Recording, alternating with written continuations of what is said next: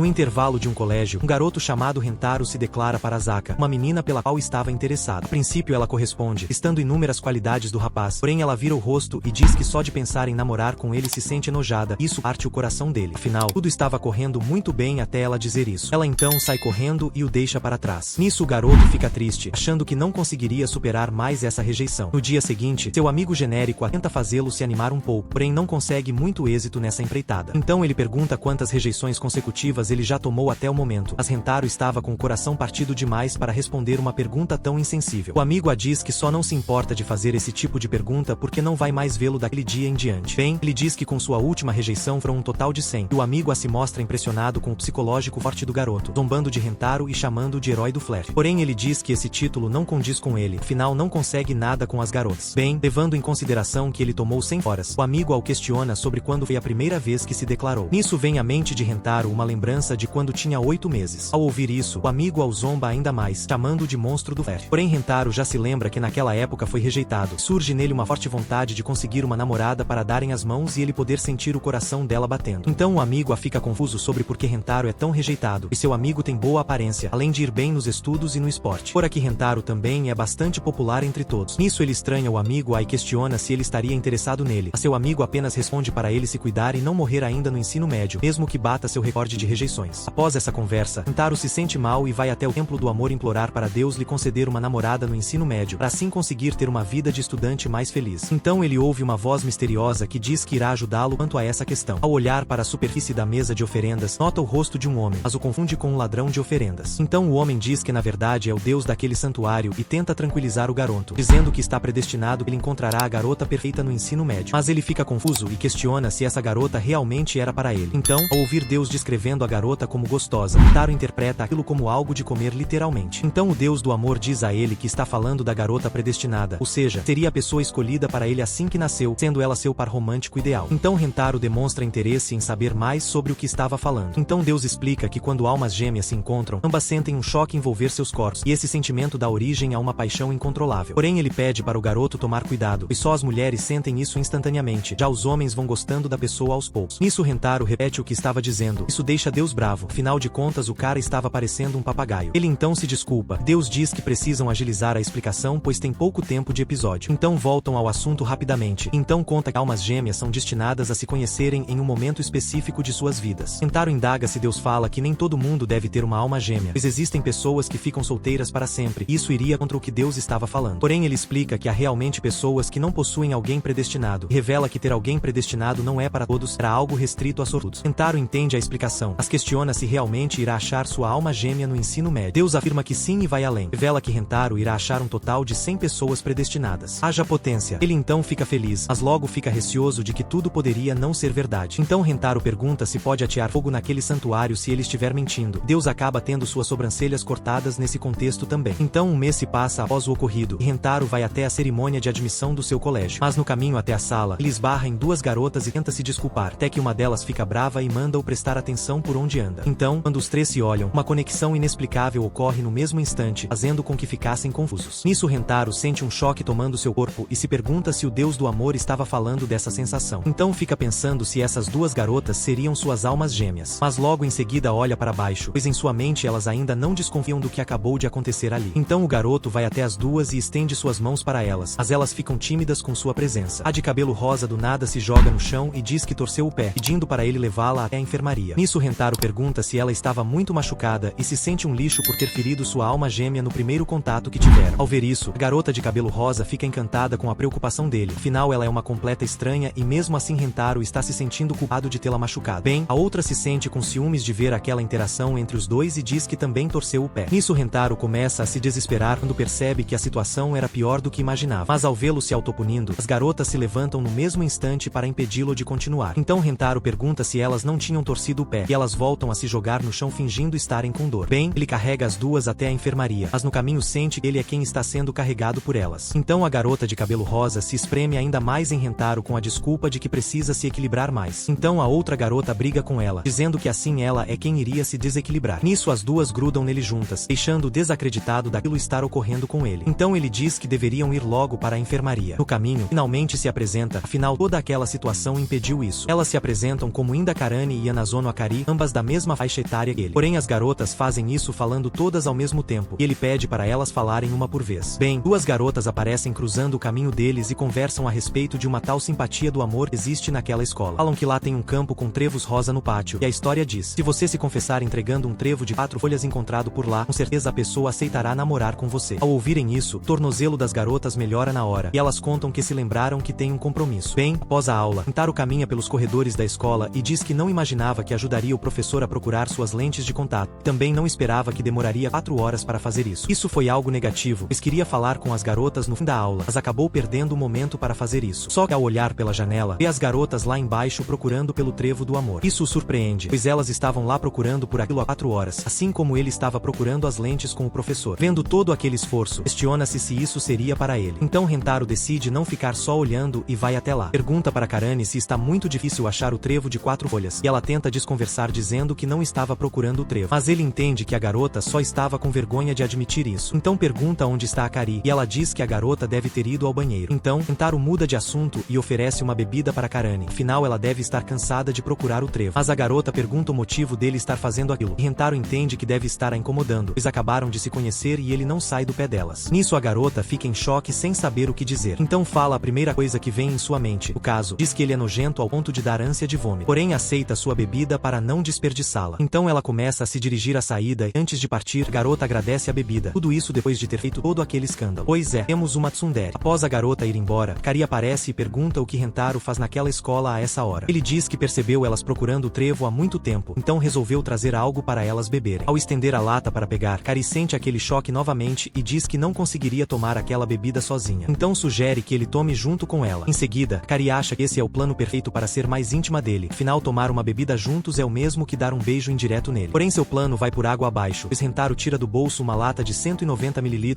e diz que imaginava que uma lata de 350 ml fosse ser muito mesmo, então já se preparou para isso. Mas a garota dá a desculpa de que metade de 350 ml dá 175 ml, ou seja, 15 ml a menos do que 190 ml da lata pequena que ele comprou. Portanto, a melhor coisa seria eles dividirem a bebida do mesmo jeito. Como ela estava insistindo, ele decide não contrariá-la e toma os 15 ml que estavam sobrando. Nisso dá a lata para ela. Só aí Rentaro percebe que aquilo seria um beijo indireto. Bem, ela começa a tremer com a bebida, e Rentaro pergunta para ela o que tem. Então a lata acaba caindo por conta do nervosismo dela. Parece que o beijo indireto já não vai mais rolar. Rentaro dá um lenço para Kari para ela limpar sua roupa suja do sul. Porém ela pega sua mão ao invés do lenço e se declara para ele, pedindo em namoro. Ela explica que isso pode soar muito repentino, mas o que sentiu por ele foi amor à primeira vista. Bem, Kari diz que não é só ela que gosta dele, por isso decidiu se declarar o quanto antes para não correr o risco de perdê-lo para outra garota. Então ele fica muito feliz por isso, pois aquela é a primeira vez que uma garota se declara para ele. Mas antes dele poder responder ao pedido, Karane surge para atrapalhar o momento deles. A garota derruba um monte de suco que estava trazendo para ele. Como não sabia o gosto dele, trouxe vários tipos para ele conseguir beber algum. Então Karane vai para cima de Akari para brigar com ela, pois a garota foi mais ligeira entre as duas. Porém Akari tenta mentir dizendo que não sabia que ela gostava dele também. Mas Karane diz que ouviu ela dizer que não era a única que gostava dele, ou seja, ela sabia sim. Porém Karane vira para Rentaro e diz que aquilo não significa que ela goste dele. Bem, ela tenta bancar pose de durona e diz que só namoraria com ele caso ele se humilhasse para ela. Porém logo em seguida a garota já estava se jogando aos pés dele, pedindo para namorar com ela. Então um silêncio matador se inicia. Em seguida, as duas vão até ele e o obrigam a escolher uma delas, mas ele não consegue. Ao voltar para casa, o garoto fica indeciso, pois as duas são atraentes para ele, e isso o faz se perguntar se as duas seriam suas almas gêmeas. Embora tenha combinado de dar a resposta no dia seguinte, Rentaro não sabe o que vai fazer. Bem, ele vai até o deus do amor para falar sobre isso, e ele responde que as duas de fato são as almas gêmeas dele. Portanto, ambas seriam ideais, ou seja, é só todo mundo combinar certinho que dá tudo resolvido. Então Rentaro questiona Deus sobre o que deveria fazer nessa situação com força, mas ele não sabe responder. Afinal, o caso de Rentaro é anormal, pois algo muito grandioso ocorreu no dia do nascimento dele, e isso fez com que o deus do amor cometesse um erro terrível. Nisso Rentaro questiona o que seria. Deus conta que foi numa sexta-feira. Nesse dia estava passando lá o castelo no céu, isso enquanto trabalhava. Isso fez preencher 100 almas gêmeas no formulário de Rentaro. O garoto fica se lamentando, achando uma injustiça o que o deus do amor fez com ele. Afinal, se tivesse só uma alma gêmea, não precisaria estar nesse conflito interno. Porém, a pior notícia estava para vir agora. Deus explica que ao encontrar só uma alma gêmea, eles realmente podem se amar e serem felizes. Mas se esse encontro não acontecer, pode acontecer algo terrível. O caso seria a morte de ambas as partes. Ele explica que ter uma alma gêmea é uma bênção. Se alguém deixar essa felicidade escapar, a única coisa que lhe resta é o infortúnio. Em outras palavras, se Rentaro escolher sair só com uma de suas almas gêmeas, as outras morrem. Nisso Rentaro fica mais apreensivo em decidir decidir qual das garotas escolher, até porque literalmente irá matar a outra. Vendo todo o sofrimento do garoto, a única coisa que o deus do amor diz é: "Foi mal aí." Bem, ele volta para casa se remoendo no caminho, até que pense em algo genial. Sua ideia é namorar com as duas, assim que elas saibam. Dessa forma salvará ambas da morte. "Não vou nem falar nada." No dia seguinte, vai falar com elas. Akari não cumprimenta normalmente. Jacarani manda ele dar logo a resposta do que haviam combinado. Quando olham para ele, param que o maluco parece que nadou na lama a noite toda para ir falar com elas. Então estende a mão para as garotas e diz que quer namorar com as duas. Mas cara, ele não curte nada esse papo torto. Nisso Rentaro se lembra da noite anterior, onde pretendia namorar com as duas escondidas. Porém um lampejo de sensatez passou sobre sua cabeça. Decidiu não fazer as coisas dessa forma, pois as duas estavam se esforçando muito para demonstrar seus sentimentos a ele e sabe mais do que ninguém o quão difícil é fazer isso. Bem, ele diz para as garotas que há coisas que não pode simplesmente ficar decidindo. Escolher entre as duas é uma dessas coisas difíceis de escolher, afinal gosta muito de ambas. Ele diz que fará de tudo para fazê-las felizes. Então Rentaro toma muita coragem e pede novamente as duas em namoro. Mas Karani estava prestes a reclamar de novo, até que ele mostra 2 trevos de 4 folhas para elas. Então ela questiona onde conseguiu eles, e Rentaro explica que pediu para um professor deixá-lo entrar na escola ontem depois da aula. Nisso as duas entendem tudo. Ele passou a noite toda procurando pelos trevos. E isso também explica porque dele estar todo sujo. Mas Karani o chama de bobo, pois já está no ensino médio e ainda acredita em simpatia do amor. Ela diz que mesmo que Rentaro esteja tentando não magoar as duas, não aceita essa condição dele ter 2 namoradas. Ele pede desculpas dizendo que não pretendia fazer isso, mas ela continua esbravejando, tendo que ser contida por Akari. Ele explica que as duas estavam se esforçando muito para encontrar aqueles trevos, portanto presumiu que elas gostassem que ele se declarasse assim para elas. Ao ouvir isso, as garotas caem para trás. Akari diz que não se importa dele ter outra namorada dentro dela, pois o ama demais, e acha que ter que dividi-lo é melhor do que não tê-lo. Então a garota o pega pelo braço, pedindo para ele a fazer feliz. Nisso Karani também vai até ele. Expressa a mesma coisa, mas Akari fica sem compreender nada. Afinal, a jovem não desejava compartilhá-lo de forma alguma e parece que ela alterou de opinião. Então ele declara em alto e bom som que tornará as duas contentes. Dessa maneira a existência amorosa de Rentaro tem início. Porém ainda existem 98 almas gêmeas por aí para ele conhecer, ou seja, mais garotas para ele impedir que pereçam.